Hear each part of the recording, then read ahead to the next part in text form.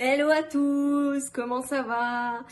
On se retrouve dans une nouvelle vidéo pour... Alors aujourd'hui j'avais envie d'aborder un thème très spécial et que j'ai eu énormément de mal à faire au tout début. C'est en fait de switcher son mindset dans, par exemple, de switcher en fait du mindset, de dire voilà, on est dans un régime et non, en fait, on ne peut pas en fait se faire plaisir au quotidien. Alors du coup, on va parler dans cette vidéo mindset, nourriture, voilà, nourriture et aussi tout ce qui est vraiment voilà, tout ce qui est relations humaines et tout ça. Je vais faire un... honnêtement, je ne sais pas combien de temps cette vidéo va durer, parce que j'en avais déjà un petit peu parlé dans une vidéo précédente, mais je pensais en fait que c'est un sujet très important et que j'ai eu énormément de mal à faire. Donc je me suis dit, pourquoi pas faire une vidéo à part entière sur le sujet. Voilà, pour l'instant, j'ai que ces deux mots-là en tête. Donc les autres vont suivre sûrement dans la vidéo et je rajouterai en fait au fur et à mesure des mots qui sont vraiment à oublier pour switcher son mindset. Alors déjà pour commencer et introduire cette vidéo, je vais déjà dire que tous les mots qui sont à bannir et à oublier en fait, c'est déjà régime. Ok, déjà ce mot, vous l'oubliez, déjà même de manière générale, vous l'oubliez ce mot.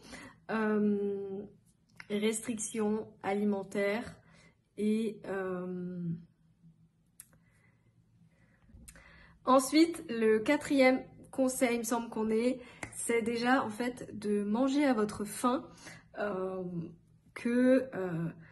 voilà, avec... Ensuite, pour vous aider à switcher en fait votre mindset, c'est aussi de vous dire que vous êtes plusieurs personnes à être dans ce cas-là. Déjà, en fait, pour donner des estimations du chiffre, c'est 5 à 10% de la population mondiale qui ont toute intolérance confondue.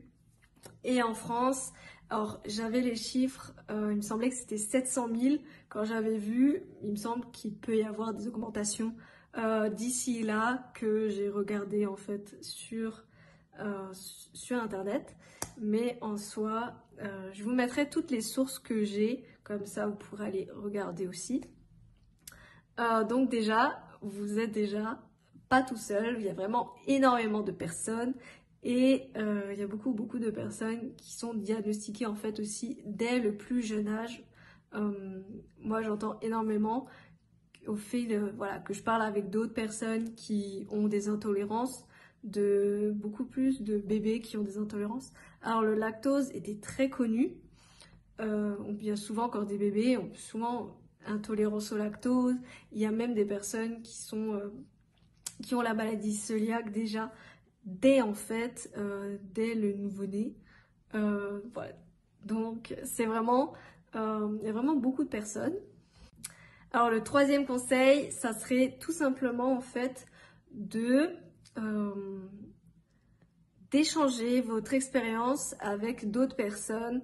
Voilà, ça peut aider énormément aussi à se sentir beaucoup mieux face justement à ces maladies qu'on a, forcément en discuter avec d'autres personnes. Même il y a d'autres personnes qui ont eu des problématiques et qui ont certains tips à vous partager. Donc là, clairement, voilà. Le quatrième conseil que je vous donnerais, ça serait aussi de manger à votre faim. Alors c'est sûr, ça va être très banal pour certaines personnes, mais faut pas oublier que quand on passe par différentes étapes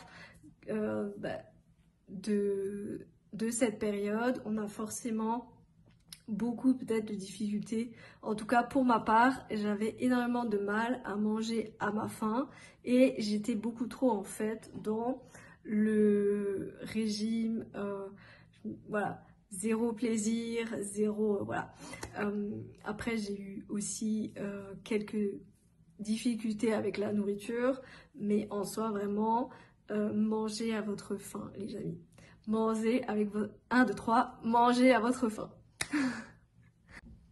Le quatrième conseil que je vous donnerais, ça serait aussi que j'ai énormément de mal à mettre en place. Alors c'est sûr, très longtemps, très banal pour certaines personnes, c'est de dire qu'en fait, on va oublier comme tout le monde et on a aussi envie de manger étapes, des gourmandises, des desserts, des pâtisseries de cette période, d'aller au fast-food peut-être, beaucoup peut-être de difficultés. Et c'est vraiment, en tout cas pour ma part, tout simplement, énormément de mal. Soit par exemple, si vous n'avez pas de restaurant chez vous, et j'étais beaucoup trop en fait de pâtisserie en question, parce que de le faire vous-même, voilà. Il y a plein de zéro plaisir à disposition et même dans cette sur ma chaîne, je vais mettre plein de recettes aussi que je vais faire dans les prochains difficultés avec la nourriture.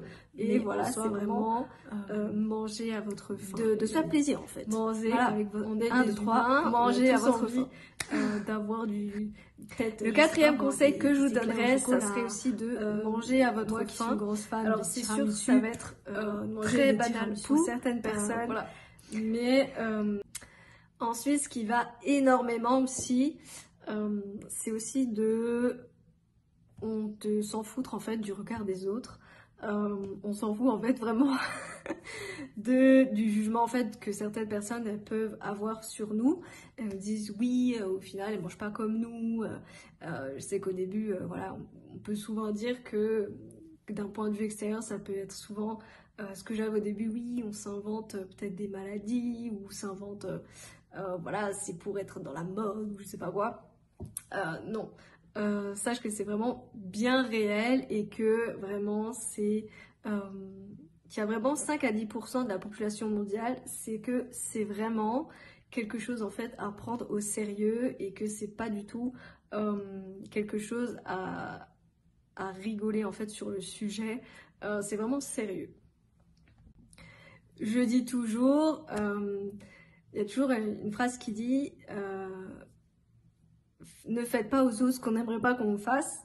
Et ben en vrai, c'est là du coup je prends cet exemple parce que c'est vrai, chaque personne en fait, elle peut être concernée par des intolérances alimentaires, pas forcément au gluten ou au lactose, hein, mais ça peut être aussi aux œufs, aux poissons, au soja peut-être. Il y a aussi des intolérances, des personnes qui ont ces types d'intolérances.